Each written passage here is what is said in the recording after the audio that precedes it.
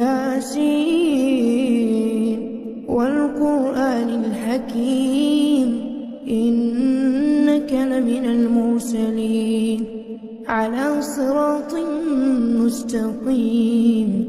تنزيل العزيز الرحيم لتنذر قوما ما أنذر آباؤهم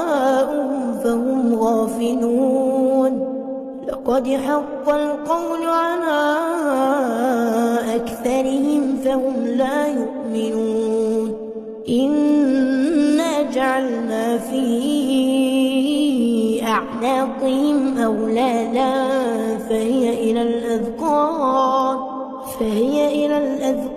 فهم مقمحون وجعلنا من بين أيديهم سدا ومن خلفهم سدا فأغشيناهم فهم لا يبصرون وسواء عليهم أأنذرتهم أم لم تنذرهم لا يؤمنون إنما تنذر من اتبع الذكر وخشي الرحمن بالغيب